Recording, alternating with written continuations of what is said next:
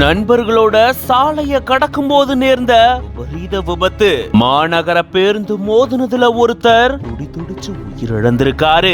சென்னை மேற்கு தாம்பரம் அடுத்த ரங்கநாதபுரம் பகுதியை சேர்ந்தவர் 31 வயதான முருகன். ஆட்டோ ஓட்டுநரா வேலை செஞ்சுட்டு வந்த இவரு தன்னுடைய நண்பர்களான சுரேந்தர் மற்றும் சஞ்சயோட சேர்ந்து இருசக்கர வாகனத்தை ஓட்டுனதா கூறப்படக்கூடிய நிலையில ராஜாஜி சாலையை இவங்க கடக்க முயற்சி செய்யும் போது 8090 அப்படின்ற மாநகர பேருந்து ஒண்ணு இவங்களுடைய இருசக்கர வாகனத்துல மோதினதா கூறப்படுது. இந்த விபத்துல 3 பேரும் படுகாயம் அடைஞ்சு உடனடியா மீட்கப்பட்டு சிகிச்சைக்காக மருத்துவமனையில சேர்த்திருந்திருக்காங்க. அங்க பரிசோதனை செஞ்சு பார்த்த மருத்துவர்கள் முருகன் ஏற்கனவே உயிரிழந்துட்டதா தெரிவிச்சிருக்காங்க. இது தொடர்பா குரோம்பேட்டை போக்குவரத்து புலனாய்வு போலீசார் உடலை கைப்பற்றி பிரேத பரிசோதனைக்காக அனுப்பி வச்சு விசாரணையை மேற்கொண்டுட்டு வராங்க. இந்த நிலையில தான் இது தொடர்பான பதபதைக்க வைக்கக்கூடிய சிசிடிவி காட்சி வெளியாகி இருக்கு.